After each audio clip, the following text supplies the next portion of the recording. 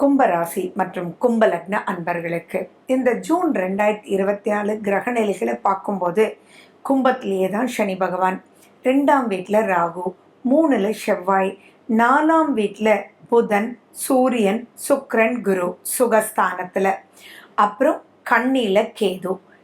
4ஆம் வீட்டில் இருக்கக்கூடிய 3 கிரகங்கள் 12ஆம் தேதிக்கு மேலே உங்களுடைய 5ஆம் வீட்டுக்கு மூவ் ஆயிடுவாங்க. 12ஆம் தேதி சுக்கிரனும், 14ஆம் தேதி புதனும், 15ஆம் தேதி சூரியனும் மூவ் ஆயிடுவாங்க. 29ஆம் தேதி புதன் உங்களுடைய 6ஆம் வீட்டுக்கு மூவ் ஆயிடுவார். சரி, இந்த கிரக நிலைகள் எப்படி இருக்கும் அப்படின்னா, தொழில் ரீதியாக பல விஷயங்கள் ரொம்ப நல்லா இருக்கும். 2ஆம் வீட்டில் ராகுனாலே மல்டிப்ளையர்ன்றது ஞாபகம் வச்சுக்கோங்க. குரு வீட்டில் ராகு இருக்கிறது மிகப்பெரிய மேன்மையை கொடுக்கக்கூடிய ஒரு அற்புதமான காலகட்டம்.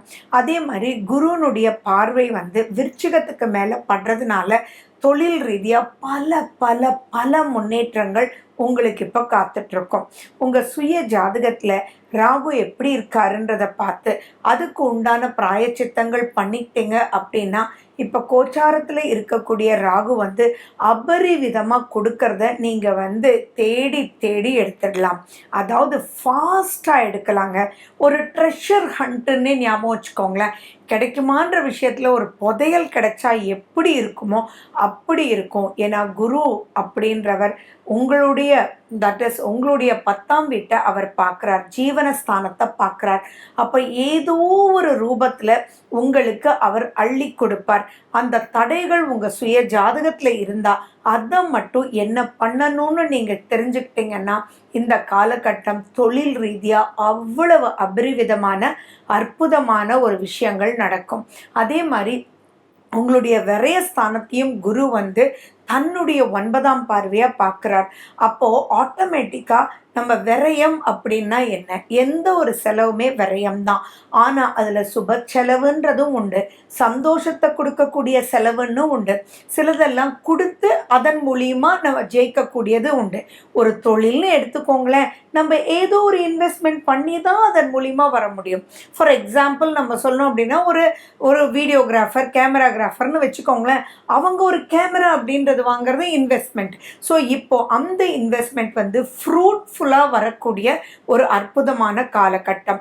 அரசு வழி அனுகூலம் அற்புதமாக இருக்கக்கூடிய காலகட்டம்.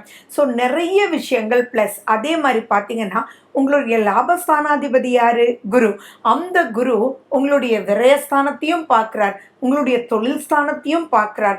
அப்போ மூத்த சகோதரர்கள் இடத்தில், சகோதரர்கள் இடத்தில் ஏதாவது கருத்து வேறுபாடுகள் இருந்தால் இப்போ நீங்கள் போய் பேசும்போதோ அல்லது ஆட்டோமேட்டிக்காக அது ரிலீஃப் ஆகிடும். அண்ட் மேலும் பார்த்தீங்க அப்படின்னா, நீங்கள் நிறைய ஐடியாஸ் மூலிமா, நிறைய ரிசர்ச் மூலிமா திடீர்னு ஒரு விஷயத்தை நீங்கள் ஜெயிச்சு அதன் மூலிமா எதிர்பார்க்காத பணம் நீங்கள் ரொம்ப நாளாக ஆசைப்பட்டு கொடுத்த உங்களுடைய ஆசைகளை நிறைவேற்றக்கூடிய வாய்ப்புகள் இருக்கும். ஃபார் எக்ஸாம்பிள், நீங்கள் ஒரு ட்ரிப்புக்கு ஆசைப்பட்டிருக்கலாம், ஒரு வண்டி வாங்கணும்னு ஆசைப்பட்டிருக்கலாம். அதெல்லாம் இப்போ உங்களுக்கு நடக்கக்கூடிய அம்சங்கள் இருக்குது. இதில் நிறைய நல்ல விஷயங்கள் சொல்ல சொல்ல நமக்கு சுகமே. ஆனால் எதில் எச்சரிக்கையாக இருக்கணுன்றது ரொம்ப ரொம்ப நீங்கள் தெரிஞ்சுக்கணும். ஏன் அப்படின்னா, அந்த எச்சரிக்கை மட்டும் இல்லைன்னு வச்சுக்கோங்களேன், எல்லாமே உல்டா ஆயிடும் கும்பராசி அன்பர்களே. ஏன் இவ்வளவு முக்கியமாக சொல்கிறேன் அப்படின்னா, கும்பத்தில் தானே சனி பகவான். அவர் உங்களுடைய 3ஆம் வீட்டை அவர் தன்னுடைய 3ஆம் பார்வையாக பார்த்து அங்கே செவ்வாயும் இருக்கார். ஏற்கனவே பார்த்தீங்கன்னா கும்பத்துக்கு செவ்வாய் கொஞ்சம் எச்சரிக்கையாக இருக்கணும். அப்போ உங்கள் எதிரிகளும் இப்போ பலம் அடைவார்கள். ஸோ இது எப்படின்னா, நிறைய கிரகங்கள் சாதகமாக இருக்குது, உங்களுடைய பிளானிங் எல்லாம் சாதகமாக இருக்குது. ஆனால் இப்போ ஒரு கடுமையான வார்த்தை வந்துச்சுன்னு வச்சுக்கோங்களேன், எல்லாமே உள்டா. எக்ஸாம்பிள் பார்த்தீங்கன்னா, உங்களுக்கு ஒரு பெரிய ஆப்பர்ச்சுனிட்டி கிடைக்கும். அந்த இடத்துல, சார் நான் அப்படி தான் சார், நான் இப்படி தான் சார், நான் 11 மணிக்கு தான் வருவேன் சார் அப்படின்லாம் சொல்கிறதுக்கு இது காலகட்டம் அல்ல. சார் முடிஞ்ச அளவு வந்துடுவேன் சார், ஓகேயா சார், தட் இஸ் த வே. இங்கே வந்து வார்த்தையில் எச்சரிக்கையாக இருங்க.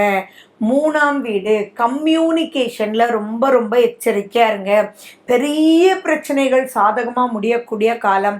அந்த இடத்துல அவங்க மட்டும் அப்படி பேசலாமா, அப்படித்தான் இருப்பேன், இப்படித்தான் இருப்பேன்ற வார்த்தைகள் ஆகவே ஆகாது. முடிய வேண்டிய சந்தோஷத்தை கொடுக்க வேண்டிய கையில் கிடைக்கிற சமயத்தில் இப்படி பேசியாடா யாராவது கெடுத்துக்குவாங்க அப்படின்னு கேட்கக்கூடிய காலகட்டம் தான் இது. அப்போ இவ்வளவு நல்லா வருதுன்றது சந்தோஷம், அதை கெடுத்துக்காம இருக்கிறது உங்களுடைய வார்த்தை. ஸோ வார்த்தைகள் பேசும்போது எந்த ஒரு இரிட்டேஷனும் ஏற்படுத்திக்க வேண்டாம். இப்போ இரிட்டேஷன் கும்ப லக்னம் கும்ப ராசிக்காரர்களுக்கு தானாகவே வரும். ஏன்னா அங்கே 3ஆம் வீட்டில் செவ்வாய், புரியுதுங்களா? ஆனால் அதே தான் உங்களுக்கு கெடுதலாக போயிடும். ரொம்ப நல்ல மனிதராக இருப்பீங்க, ஆனால் நீங்கள் யூஸ் பண்ண வார்த்தை எல்லாரையும் வம்புக்கு இழுத்துரும். அதே சமயத்தில் குருவாக இருந்து உங்களுக்கு நல்லது பண்ணணும்னு நினைக்கிறவங்க எல்லாமே உங்களை புரிஞ்சுக்கிட்டு சூப்பராக பண்ணிட்டு இருப்பாங்க.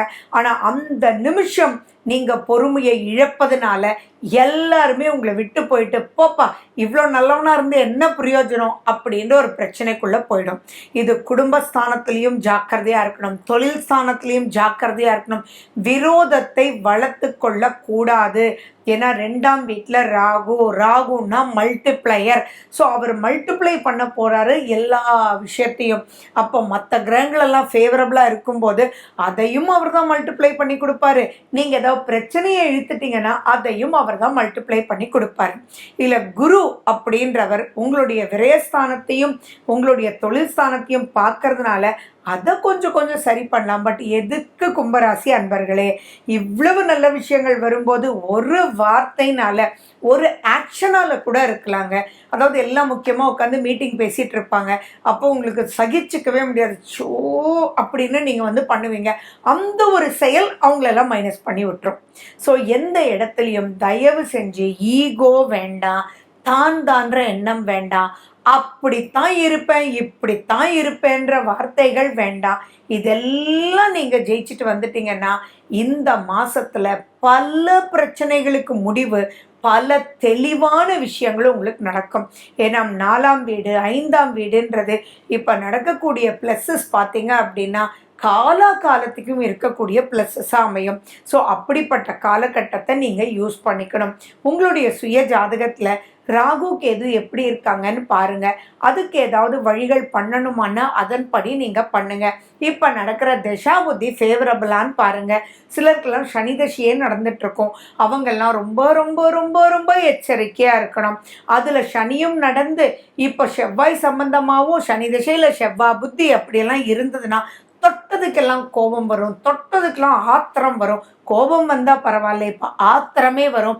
அது கடைசியில் உங்களுடைய நல்ல விஷயத்தை எல்லாம் புதைச்சி பிரச்சனையை பூதாகரமாக ஆக்கிடும்.